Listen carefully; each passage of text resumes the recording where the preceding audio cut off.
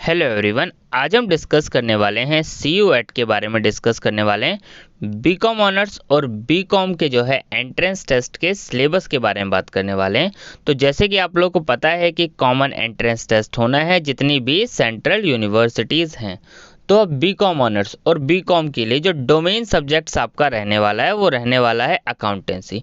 अब कई यूनिवर्सिटीज़ तो कहेंगे कि सिर्फ और सिर्फ आप अकाउंटेंसी दे दीजिए। अब कई यूनिवर्सिटीज़ कहेंगे कि अकाउंटेंसी प्लस बिजनेस स्टडीज़ दे दीजिए। तो यूनिवर्सिटीज़ के अकॉर्डिंग एलिजिबिलिटी क्राइटेरिया जो है चेंज होता रहेगा।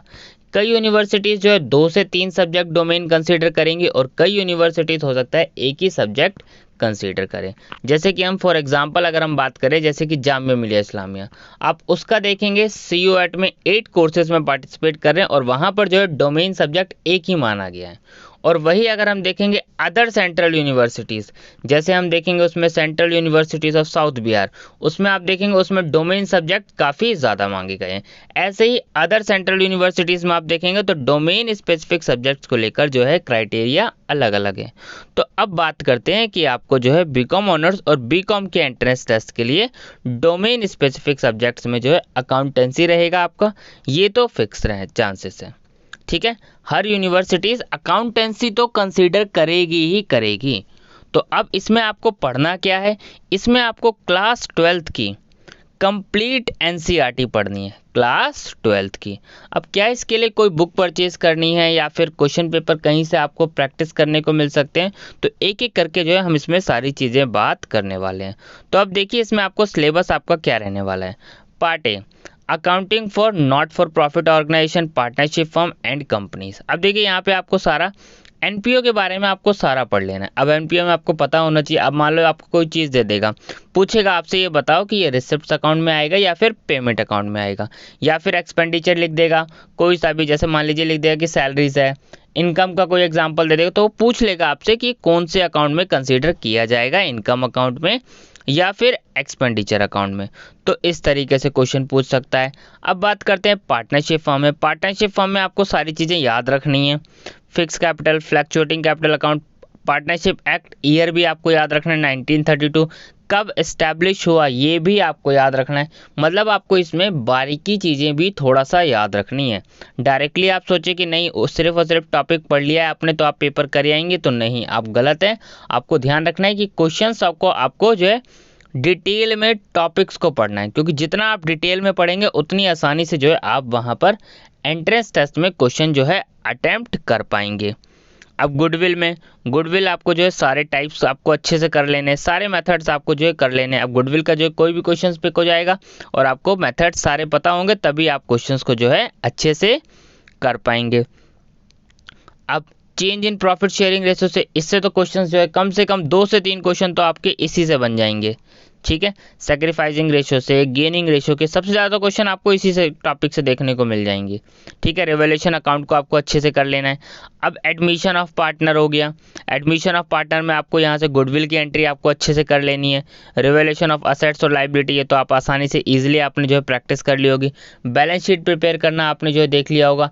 नेट प्रॉफिट एग्जैक्ट कैसे निकालते हैं ये आपको जो है थोड़ा सा पता होना चाहिए। एग्जैक्टली जो है नेट प्रॉफिट आपको कुछ एंट्रीज दे दी जाएंगी और आपसे पूछा जाएगा कि एग्जैक्टली जो है इसका नेट प्रॉफिट। ऐसा तो है नहीं कि बहुत लंबे लंबे क्वेश्चन आएंगे, नहीं, क्वेश्चन ब्रीफ में आएंगे, बस आपको अच्छे से थोड़ा सा आइडिया होना चाहिए।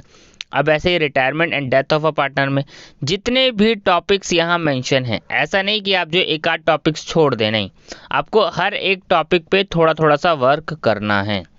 हर एक टॉपिक को जो है कोई भी पॉइंट आपको स्किप नहीं करना है। ठीक है, अब डिसॉल्यूशन ऑफ पार्टनरशिप फॉर्म में आपको ये सारा आपको देखना है। ठीक है, अब फिर ऐसे अकाउंटिंग फॉर कंपनीज में, अब आपने अकाउंटिंग फॉर शेयर कैपिटल देख लिया। शेयर कैपिटल में आपको जो कुछ कुछ सेक्शंस भी आपको याद रख लेने हैं, कुछ कुछ सेक्शंस भी आपको याद रख लेने हैं। जैसे अब रिडीमेबल प्रेफरेंस शेयर्स कितने टाइम के लिए इश्यूज होते हैं, क्या इररिडीमेबल प्रेफरेंस शेयर इश्यूज हो सकते हैं या नहीं हो सकते हैं, तो इसका आंसर है नहीं हो सकते। ठीक है, और रिडीमेबल प्रेफरेंस शेयर होते हैं तो वो कितने साल के लिए होते हैं, जैसे कि आपको पता होगा 20 ईयर्स के लिए आपने पढ़ा होगा। ठीक है, लेकिन 30 ईयर्स के लिए भी होते हैं, लेकिन फिर 21 ईयर से क्या होता है, हर साल रिडीम करने होते हैं। लेकिन ये सिर्फ किसके लिए होता है, इंफ्रास्ट्रक्चर प्रोजेक्ट के लिए। तो इस तरीके से आपको क्वेश्चंस को जो है कवर करना है। प्रैक्टिस आपको कराई जाएगी ताकि आप लोगों को कोई दिक्कत ना आए। अब बात कर लेते हैं हम जो है कि उसको आपको कवर कैसे करना है। अकाउंटिंग फॉर डिबेंचर में भी आपको ऐसे टॉपिक्स देख लेने हैं सारे जितने भी टॉपिक्स हैं। अब फाइनेंशियल स्टेटमेंट एनालिसिस में देखिए, फाइनेंशियल स्टेटमेंट ऑफ कंपनीज के बारे में आपने इसमें पढ़ लिया। अब रेशो पे आप इस पे ज़्यादा वर्क कीजिएगा। रेशो में अब लिक्विडिटी रेशो, अब जैसे मान लीजिए आपसे पूछ लेगा करंट रेशो की आइडियल रेशो बताओ, तो ये आपको पता होना चाहिए 2:1। ऐसे ही क्विक रेशो, तो आइडियल रेशोज भी आपको याद रखनी है। ऐसे ही अगला कैश फ्लो स्टेटमेंट है। कैश फ्लो स्टेटमेंट का आपका एएस याद रखना है, कौन सा अकाउंटिंग स्टैंडर्ड है। अकाउंटिंग होती है तो किसके थ्रू होती है, वो अकाउंटिंग स्टैंडर्ड के थ्रू होती है, आपको पता होना चाहिए। अकाउंटिंग स्टैंडर्ड जो है कौन इश्यूज करता है, institute of chartered account of India, तो ये भी आपको याद रखना आ जाएगा, अकाउंटिंग स्टैंडर्ड इशूड बाय। तो इस तरीके से आपको थोड़ा सा मतलब जो है डिटेल में पढ़ना है। अगर आप सोचेंगे कि ऊपर ऊपर से टॉपिक्स कर जाएं और आप क्वेश्चंस वहां अटेम्प्ट कर जाएंगे, एक अच्छे मार्क्स स्कोर कर जाएंगे, तो कहीं ना कहीं आप गलती कर रहे हैं। अब बात कर लेते हैं कि आपको फिर टॉपिक्स को, ये सारे टॉपिक्स तो मैंने आपको बता दिए टॉपिक्स के बारे में। अब बात कर लेते हैं कि आपको किस तरीके से सारी चीज़ों को कवर करना है।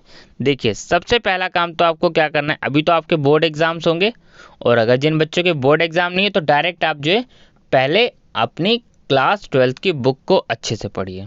मैं फिर कह रहा हूँ, क्लास 12th की बुक को अच्छे से पढ़िए। एनसीईआरटी हो आपके पास तो एनसीईआरटी से पढ़िए, अदरवाइज आप जो है टीएस ग्रेवाल की बुक आपके पास होगी। नॉर्मली बच्चे जो है टीएस ग्रेवाल की बुक ही परचेज करते हैं।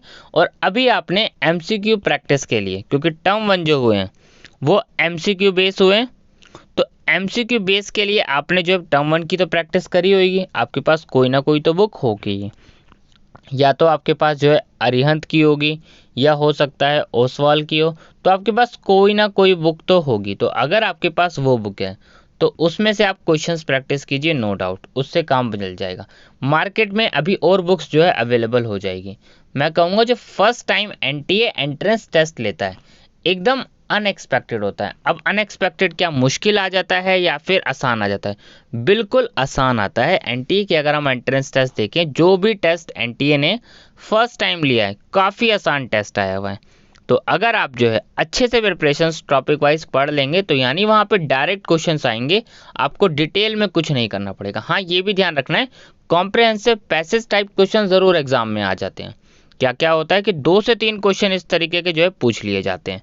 अब ये आइडिया नहीं होता, मतलब आपको एक स्टोरी टाइप का क्वेश्चन जो है दे दिया जाता है और उसमें से आपको जो है ऑप्शंस को पिक करने होते हैं, फटाफट क्वेश्चंस के आंसर। वो आसान भी होते हैं पर आपको उसको थोड़ा सा अच्छे से समझना होता है। अगर आप उस टाइप के क्वेश्चंस को समझेंगे नहीं तो आप वो पूरे क्वेश्चंस गलत हो सकते हैं। ये चीज़ ध्यान रखनी है, क्योंकि टेस्ट में नेगेटिव मार्किंग है। तो आपको जो क्वेश्चंस अच्छे से आते हैं सिर्फ आपको वही क्वेश्चंस अटेम्प्ट करने हैं।